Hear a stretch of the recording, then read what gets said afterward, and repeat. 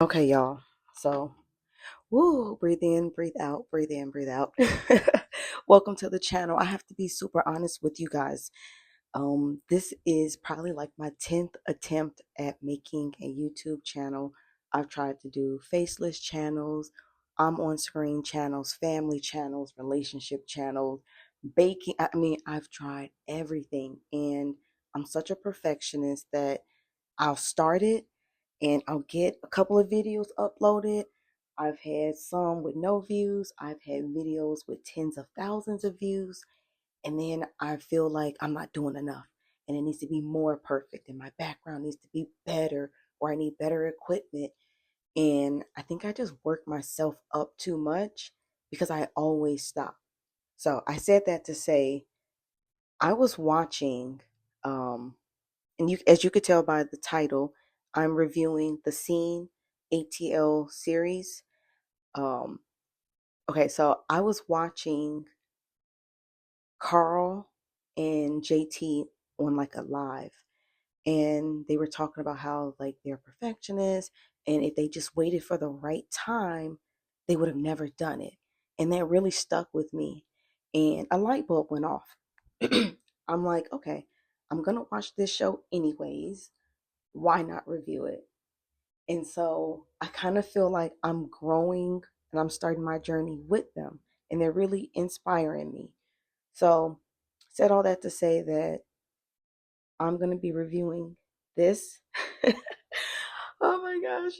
Fingers crossed. I am going to be reviewing this um, series, this show, from now until it ends. And my prayer and my hope is that I can learn to get over that spirit of like sabotaging myself because it's not perfect. And you're going to see more videos come out, and I'm excited to start this journey over again. Okay, let's go. Okay, so first we open up after the intros. We open up with K Star, who I love, love, love.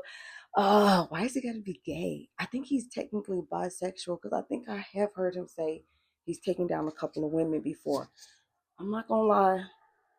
If he was a straight man, I would give him a chance. I'm not gonna lie. In fact, the only thing he needs to do is just be a little darker. Ooh. Okay. Anyways, I love him. Only so some of these characters, some of these personalities, I already know because I have been a fan of, like, I don't know the right term, but basically like L really is mostly just gay men, like gay reality shows, because they're like a subcategory of, you know, black women reality shows. If in my opinion, I feel like the Housewives of Atlanta, you know, all of those are very, you can see them show up in the way the shows are built out and the storylines and all of that. No shade, I'm not trying to be, you know, start no drama, but you can definitely see there's inspiration. Anyways, so I have been watching like the Chasing Reality brand from the beginning. Um I've watched a couple of other series, but if you're in their world, then you kind of know that a lot of the brands are not consistent. So shout out to Chasing Reality, and now we got Stylish TV. So one of the ways I know Carl is because I also am heavy on TTB network, and he'll get on there and he'll like cut up with them or whatever, and he's always super super fun. I love his personality. He is just so fun. Oh my gosh. And he does reviews with the okay, what is it called? It's a panel with Scotty, Carl, Tramel, um, giving you the real tea. And I think like sometimes they'll have like just Jeremy Speaks. Yes, Jeremy Speaks is on there. And I think sometimes they'll have Scotty's friend and T's friend Josiah. Okay, anyways, that's the other way that I see him. And he is just so funny, funny, funny.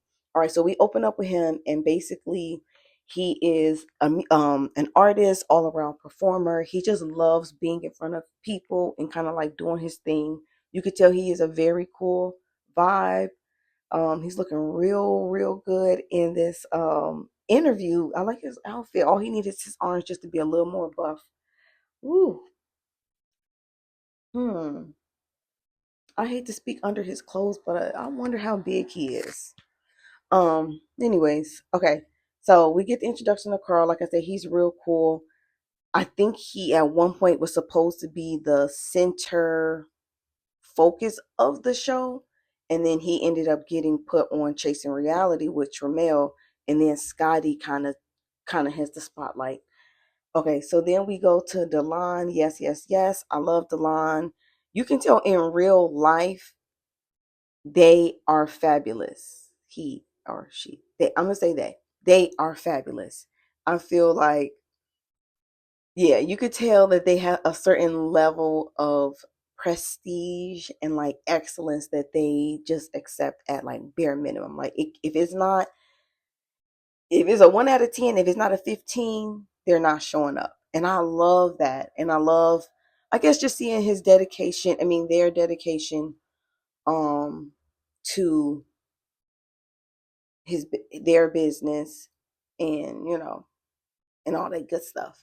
And excuse me on the mispronouns and stuff. I want to make sure I'm being mindful, right? Okay. I kind of want to air critiques, but if you're watching the show and if you're catching up with like the different reviews, all of them have basically said they understand that the sound has been an issue and different things. But again, learning pains. So let's see. I will say this scene was a little bit long, but it was cool. It was cool. It would have been even better if Delon didn't have the face mask on, and also, sorry, if the maybe the jacket was a little bigger. It's looking a little snuggy wuggy on Delon.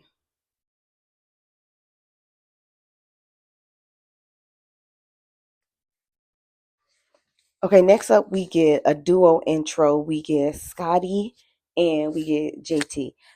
I know Scotty. Well, I don't know Scotty, but I've been watching Scotty for years now. So, yeah, it's pretty cool to see him. I don't know, like his personality little by little, flourish and open up, and see him be more expressive. When he moved to Atlanta, he like shared his journey with everybody. And I don't know, I feel very inspired in a way because he's literally setting plans, checking off his list, and doing it. You know what I'm saying? And like he said, he is very, very, very accomplished. I will say that. Um, okay, and then we have JT, and they're meeting up, talking. Um, I don't know, Miss JT. I'm gonna try to be unbiased. She's possibly, maybe, could be growing on me eventually, but right now I'm not really feeling her vibe. Like, you know what it is? I feel like sometimes she's doing a little bit too much. Like the verbiage she chooses to use either in basic conversation or in her green screens, it's somewhat performative.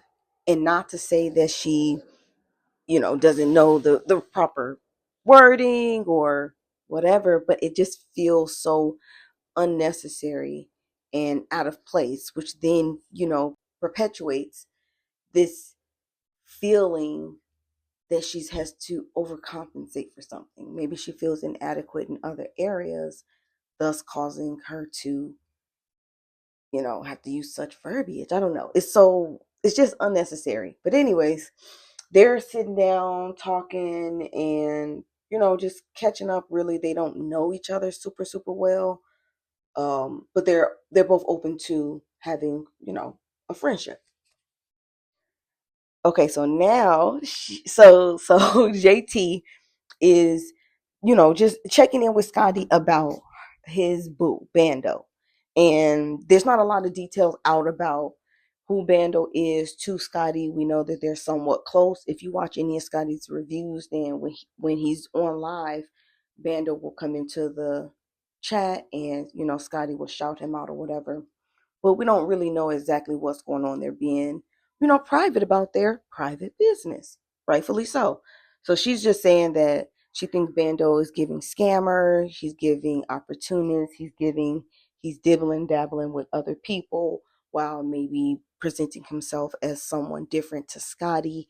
And JT is simply trying to kind of like give a warning or just some like insight to Scotty, like, hey, just so you know, this is out there, which I feel like is right. If you care about somebody or you want to grow to care about them, you may feel like, okay, let me speak my piece about a situation that I know could potentially harm them. And so I think that's fair. And let's be real, it's a show. We need some drama. And nobody, I think what the advantage to this situation is, we don't really know Bando. And we know Scotty. And we want to be like protective of Scotty. Like we want to make sure that people aren't just using him now that he's in Atlanta and he's gonna, gain more notoriety. They're not just attaching themselves to his name so that they can, get more attention on themselves. We do not want a Todd to a Candy type of situation when it comes to Scotty. So I think she's doing her big one by, letting her friend know or whatever. And Scotty, I appreciate that he didn't really defend, but he basically was just like, hey, I'm a, let it be known that you said this. Okay, so now we see Carl K Star meet up with Bando at the gym. And we see a little workout scene. They look like they was kind of sweating, so it looked like they got into something. I will say that how tall is Carl, because he seemed like he was decently tall, but it looked like Bando got like a couple of inches on him. So is Bando like 6 something and Carl's like 5, 10, 11? I don't know. Or maybe Carl's like 6 and he's 6'3". I don't know. But yeah, we see them working out in the gym. I had to pause. I'm trying to see who body looks better. Um, yeah, Carl looks better for sure. Okay, so boom, we see them, like I say, working out, and now they're just chit chatting, catching up. I want to like him so bad because he's with Scotty, but I'm not feeling Bando. I don't know. Maybe we just need a little more time to get to know him, but he's coming off somewhat abrasive and with an extreme. He just seems like he has his guard up, and it's a very nonchalant approach to everything that he's saying. And I don't know. Uh, and I guess I'm trying not to be biased, right? But I'm up to date with all the episodes. I'm just starting to review it late, so I'm not really feeling Bando. Like I guess I okay. Can I be honest? And maybe I need to maybe relearn this, but when I see a very like heterosexual or like masculine man, even if he's gay, it's certain things I'm not really expecting him to do. Like he has a real catty type of mouth. Like when you see somebody like who's a little more feminine, or you feel like it's gonna get into it, that's one thing. And the back and forth and like the sassiness, it's okay because that's what you're presenting. But when it's a man that look like he's just straight or whatever, I'm not expecting all of that, and I just feel like he gives a lot of that. Oh, I'm not feeling it. Ugh. Hopefully he grows on me. Okay, but anyways, Carl is asking him about him and Scotty's relationship. Like, what are y'all doing? What's the tea? And he's like, we're cool. We're chilling. We're friends. We don't really, it's nothing really to discuss, basically. So we move on from there, and we are now introduced to Carl's ex, which I'm assuming that because Carl was supposed to be the headliner, that it would make sense for his ex to be in the show. But now that he's not, it's kind of like, okay, so what we gonna do with him, right? Okay, let's see. Mind you, his he looked good. I love his complexion, obviously. I love his beard. He's pretty attractive, I'm not gonna lie. Uh Yeah. If he was just a little bit bulkier, that'd be perfect. But he looks pretty good. Good job, K-Star. Okay, so we see Scotty meet up with Bando, and this is where Scotty is telling Bando what JT had to say or whatever. And I feel like they're having the natural conversation that follows after you tell your potential man or your close friend that people think he's a clout chaser. You know what I'm saying? Like that's going to be red flags. That's going to raise defenses on both sides to feel like you have to protect, because this is something that sometimes when we're trying to defend our family or protect our family, we forget we forget about them. We put our focus on the person we think is going to harm them, and we say really sometimes hurtful and negative things about the person, and not realizing that the person we're trying to protect, our friend, is going to be affected by that in the sense that they chose that person. So it's like you're questioning their ability to make wise decisions about who they spend their time with. And we don't mean it that way. Of course we don't. But when you're that close in the situation, your defenses are going to go up because it's like somebody is doubting you. So yeah, we get to see them do a little kissy kiss. I think that's cute. And I don't know, they look cute together. I'm not gonna lie. Like, yeah, they look cute together. I still say I think Scotty should get a little more meat on his bones, but maybe being in Atlanta will do that for him.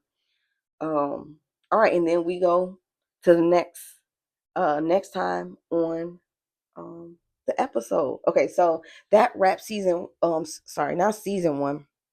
That wraps episode 1. And like I said, this was just like an introduction to all of the main characters. So we're going to be able to start seeing storylines build out around each of them. And yeah, I don't even have a rating for it because it's just such a fresh new show that I'm just excited to be here and be able to say that I've started a series from the beginning. And it's special for me. You know what I'm saying? Like, I think back, let's say I had started doing chasing reality reviews when I first started watching Atlanta season 1. I could say I'm X amount of years in the game, and I would have had an even wider amount of shows that I'm reviewing and all of that. So it's kind of emotional for me in a way to be starting off at the beginning of something. Um, so yeah, all right. That's my review. I hope you guys are watching the show. Hope you guys are enjoying it, supporting it. And yeah, I'll see y'all in the next review for episode 2.